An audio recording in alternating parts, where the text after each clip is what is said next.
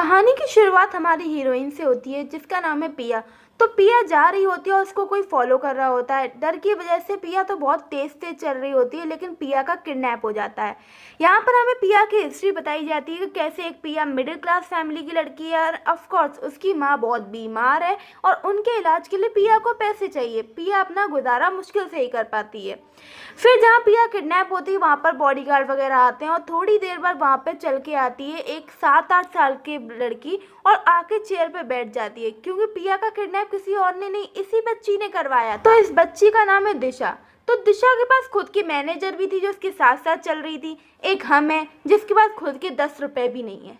खैर, अब दिशा की मैनेजर ना पिया को सब समझा रही होती है कि क्यों उसने उसे किडनैप करवाया है। वो बताती है कि दिशा चाहती है कि पिया उसके फादर को सेड्यूस करे, जिसमें पिया सोच रही होती है कि ये पागल हो गई है और वो कहती है वो ऐसा वैसा कुछ काम नहीं करेगी।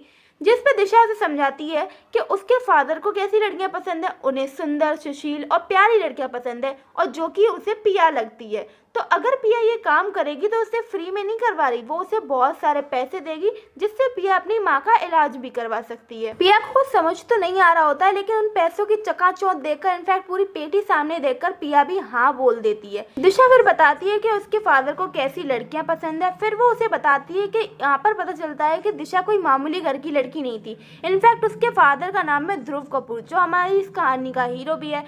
तो ध्रुव कपूर इस पूरी सिटी का सबसे अमीर आदमी है। तो अब उसको पटाने के वो तरीके भी बता रही होती है।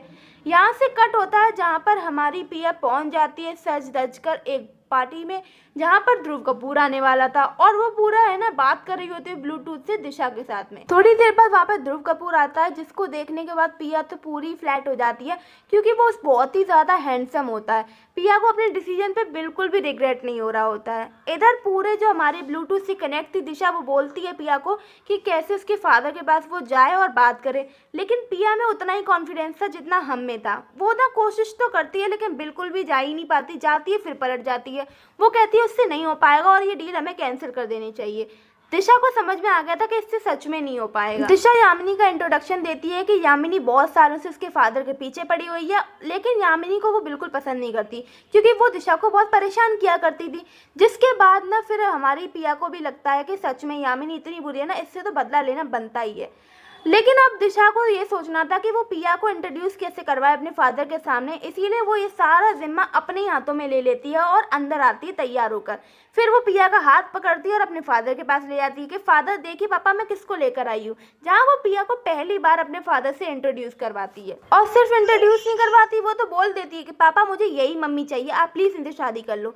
जिसके बाद ध्रुव अपनी बेटी से कहता है कि बेटा तुम्हें मम्मी चाहिए, तुम्हें सच में अपनी मम्मा की याद आती है? तो है ना इस पर बोल देती दिशा कि पापा ये बहुत ही अच्छी है, मुझे यही मम्मा चाहिए। जिस पे यामिनी कहती क्यों बेटा, मैं तुम्हारी मम्मा नहीं बन सकती क्या, मैं भी तो तुम्हारी मम्मा बन सकती हूँ ना। तो दिशा बोल देती कि नहीं, आप मुझे बिल्कुल भी पसंद नहीं हो, मुझे तो यही मम्मा चाहिए। यामिनी को ये सब पिया की चाल लग रही होती, लेकिन पिया ने तो कुछ वाकई में नहीं किया था, वो तो ये सब पैसों के लिए एक डील थी। फिर ना हमारी जो दिशा थी वो अपने फादर से कहती, ध्रुव से कहती कि पापा आप और मम्मा जाके डांस करो ना प्लीज़। अब ध्रुव अपनी बेटी की बात कैसे टाल सकता था, तो वो पिया से कहता है डांस के लिए, लेकिन पिया कहती है उसे डांस तो आता ही नहीं है। तो ध्रुव बोलता है उसकी चिंता तुम मत करो, मैं अपनी बेटी की कोई बात नहीं टाल सकता। वो ले जाता है पिया को और वो दोनों डांस करते हैं, जहाँ पर सेम टाइम पर ही ना ध्रुव उसे डांस सिखाता भी है।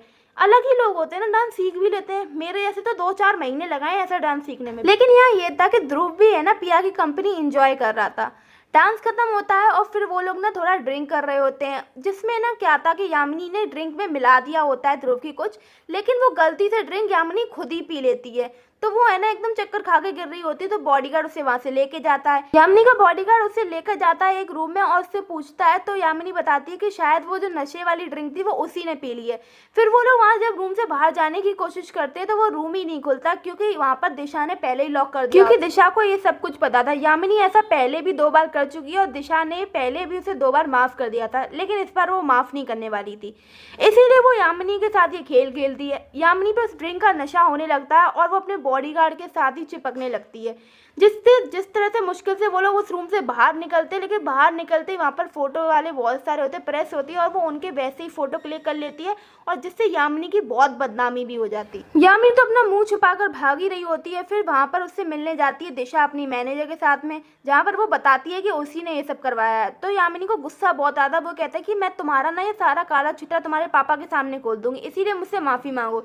दिशा कहती है तुम्हारी बुद्धि खराब हो गई है क्या? हम कपूर हैं, हम कभी किसी से माफ़ी नहीं मांगते हैं। और मैं तुम्हें ये बताने आई हूँ कि जो तुम्हारी ये न्यूज़ है ना, अगर तुम ये चाहती नहीं हो कि पूरे इंडिया में या फिर पूरे वर्ल्ड में या चाइना में फेमस हो जाए, तो यहाँ से गायब बोलो बेटा, और मेरे पापा के पास नज़दीक भी मत आना। अब यामिनी को समझ में आ गया था कि अगर उसे अपनी इज्जत बचानी है तो उसे वाकई में यहाँ से गायब होना होगा। वो उसे वापस लौटने की धमकी देके गायब हो जाती है। मतलब कुछ टाइम के लिए यामिनी नहीं दिखेगी शायद। दूसरी तरफ हमारी जो पिया थी वो भी फुल टल्ली हो चुकी थी। सिर्फ आधा ग्लास वाइन पीकर वो ऐसे टल्ली हो गई थी जैसे हमारे यहाँ के अंकल एक बोतल पीने के बाद होते हैं। तो भाई साहब अब उसे संभाल रहा होता है जो ध्रुव होता है। वो कहता है कि तुमने सिर्फ आधा ग्लास वाइन पियो, तुम इतनी टल्ली हो गई हो। जिसमें बोलती नहीं, मैंने टल्ली नहीं हुई हूँ, मैं अभी और पी सकती हूँ। समझ में आया? तेरा भाई आज गाड़ी चलाएगा। और इसके आगे की कहानी हमें नेक्स्ट पार्ट में मिलेगी। तब तक चैनल सब्सक्राइब करें और वीडियो लाइक करें। Bye bye.